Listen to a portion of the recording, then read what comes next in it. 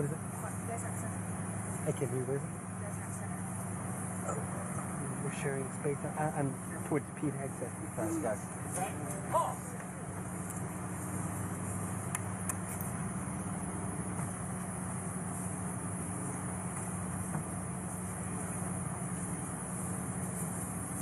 Good afternoon, everybody. It's good to be here at U.S. Central Command. Follow up, I know we spent half the day at Gitmo with you. There's still currently 15 prisoners there, mostly Islamic jihadists. So given Khalid Sheikh Mohammed's detailed confessions to orchestrating 9/11 and other al-Qaeda plots, why has the United States government chosen to keep him alive and comfortable at Gitmo for decades along with these other Islamic jihadists instead of executing them and delivering justice for the 3,000 victims of 9/11 and the other service members who lost their lives in the war on terror? Well, I appreciate the question. There's a reason we started the day down at Guantanamo Bay, Cuba, in Southcom, is because we want to make sure Cuba understands that the United States capabilities are robust. It's right in our neighborhood. The Donroe Doctrine is in full effect, and we're going to be prepared to defend with all the capabilities we need there, but also everything the War Department can bring to bear. So my message was clear there, and it was great to be with the Marines and others, do a little PT, see how fired up they are about their mission down there. But listen, I've written extensively about it.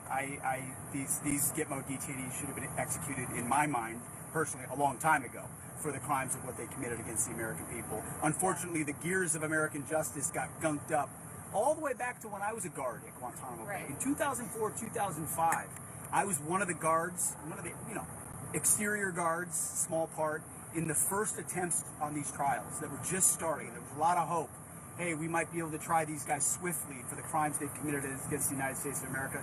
And then whether it's international groups or lawyers and the things on top got layered on top and it all got stuck. We're committed to the death penalty in that case and in any others. We don't have any interest in. Is there a way to expedite it though, because it's been over 2 decades? Whatever we can do, we'll do. But I share your frustration. Also on Cuba, you mentioned earlier today about Cuba trying to procure weapons in terms of potentially for other countries and the threat that might pose. Can you expand on that? Just a warning. Just a warning.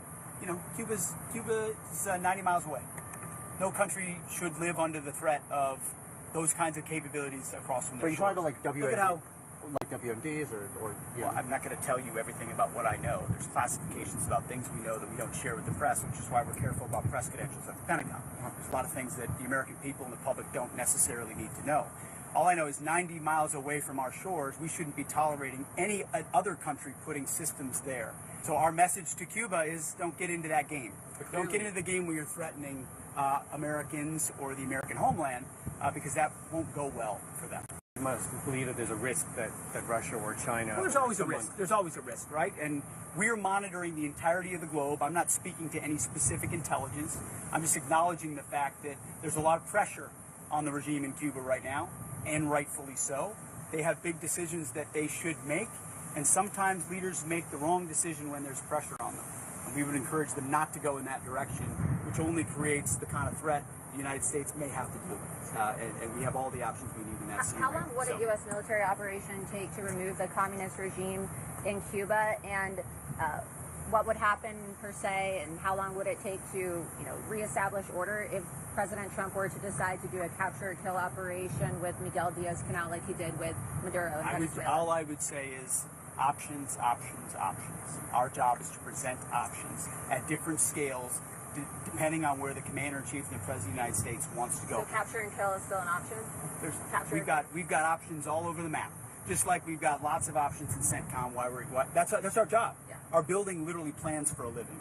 So besides the Pentagon, no one plans better than United States Central Command.